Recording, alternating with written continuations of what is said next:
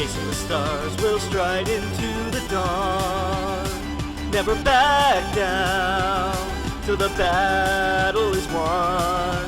Face each foe with hearts brave and true, unafraid of the unknown, because I'll face it all with you. Hello, I'm the reviewer. You review it, I review you. This is my partner, Mr. It. Today, we'll be looking at CR's cheap damage review of Marvel Ultimate Battles. Oh no! Disney bought Marvel! What if they start selling out? Okay, I wasn't very present online during the actual buyout, but I feel like Marvel nerds had other concerns at the time. Alright, as you can probably guess, the whole point of that intro is to illustrate that Marvel has never been a stranger to merchandising. Honestly though, there were so many other things you could have held up / worn to really sell the bit. These games capitalize on combining heroes from different publishers, mostly DC and Marvel, kinda like the Amalgam universe. Not really. The Amalgam universe was actually fusing characters together, not just making the DC and Marvel universes share a space. So really, it is surprising to see one company releasing an exclusive card game. It was made by Upper Deck, the same company that made the Versus system, so I can't really tell if DC pulled out or Marvel wanted to go solo, but we got a new card game out of it. It might also have something to do with apparently being aimed at a younger audience than Versus was. You can tell which ones are the hero cards because they basically look like comic book covers. I think most of the card art is taken from old comics and posters. That bizarrely contorted Spider-Man sure looks familiar. To be fair, Spider-Man tends to look like that so often, I'm surprised it's not one of his canon powers. You see, Invisible Woman has a speed of 70. That means she goes first. Even though you think Spider-Man would be faster, or Wolverine, and Iron Man can fly at like Mach 5, and I'm pretty sure Hulk has super gamma speed or something. And I bet you Magneto could go pretty fast if you were riding a metal surfboard or... Yeah, okay, you know what? I'm just getting off track. And a bit too semantic, quite frankly. You can see Invisible Woman's attack powers here, with these long, useless bars taking up most of the space. I mean, if they've got nothing else to put there, then why not? Now it's Wolverine's turn, who decides to gut Magneto in a power battle. I don't think Charles would approve of that. But of course you don't play with just 3 cards. I mean, technically you could, but there would be a very short game. But even though allies don't last as long as heroes, they make up for it in special abilities and interceptions, which can be summed up like this. As a person of superior intellect, I require an angry wall of meat to protect my science project. Angry wall of meat, huh? Yeah, I can do that. Damn, just summed up Reed and Ben's relationship in one clip. If you intercept and lose a fight, then that means both characters take damage. I know, that doesn't make any sense. You think the whole point of stepping in front of an attack would be to protect the character, but there you go. To be fair, if your ally card isn't gonna win, you may not want to intercept with them anyway. Now ally cards can also be attacked while they're face down. And you get to see their power levels before you choose what attack you want to use, which I think is stupid too. If you're going to attack a face down card, you should have to choose which battle you want first. That's what makes it a risk. Valid point, but based on how you describe the action, once you decide to attack a face-down ally, you're locked into attacking, and there's always a chance that your character can't beat the opponent in either category. While picking the category first would be better, there is still some element of risk to it.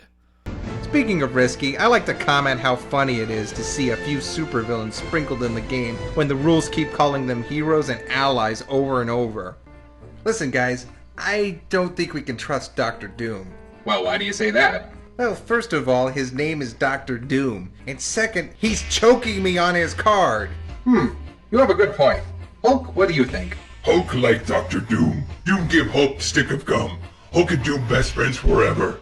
Well, I think that settles it. You know, given the recent MCU announcements, this bit takes on a whole other level. Have you been drinking? Maybe. It's comics, Tony. That's definitely a yes. Heroes have something called upgrades. Think of them as higher evolutions in Pokemon or level up monsters in Yu-Gi-Oh! Pokemon, yes. Yu-Gi-Oh, not really. With some very rare exceptions, Highwing Karibo, you can't really just put a higher level version of a monster on top of a weaker one. But even if I did have access to any other characters, there's only one team I would ever use. Wolverine! I mean, you could at least throw a Deadpool or two in there.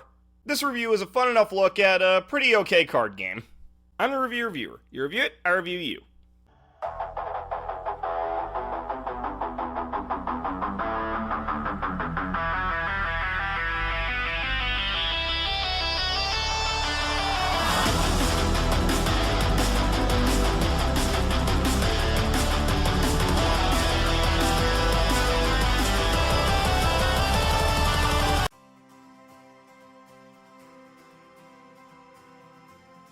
Alright, Merry lass. I'll be taking these fine folks ashore. Hold down the ship. Oi, Captain.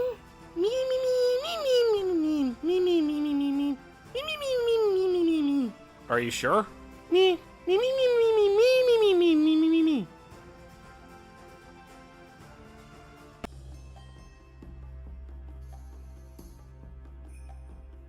This does not appear to be a flower. I wonder. Look out! I'm afraid this is as far as you go, mates. You don't have a daughter at all, do you? Oh, that's not true? I'm sure I do. Somewhere. Quite a few, in fact. Probably some sons as well, I'd wager. So what is it you brought us all this way for? Ah, you see, that skull is very special. The last treasure of the one true pirate king. Cashing that bad boy in would have me set for life. Problem was, no one knew where to find this island. That is, except for Eunosis, apparently. So you just needed the treasure map. Aye. Well, that and someone to take the curse in my stead. Curse? Legend has it that the skull will kill whomever takes it. So what will it be? By the skull or my flintlock? Okay. Reviewer, no! You can't just do what this man says. Look, I'm not happy about him dragging us across the sea either, but I'm not gonna risk us getting shot. Besides, it's just a metal skull. He's not gonna do any harm with it. Beg pardon? Before your big reveal, I cast a detect magic spell on this thing. It's got no magical properties whatsoever. If you want it, it's yours. What's the rub? The rub is that while the skull isn't magic, the pedestal absolutely is. If we don't put that thing back, this whole island is gonna come crashing down. Now, I don't know about you, but I can teleport myself and Knila back to the ship. So, if you want to get out of here with that skull in tow, you're gonna play nice and fulfill your promise to tell us what you know about Eunosis. Fine, deal.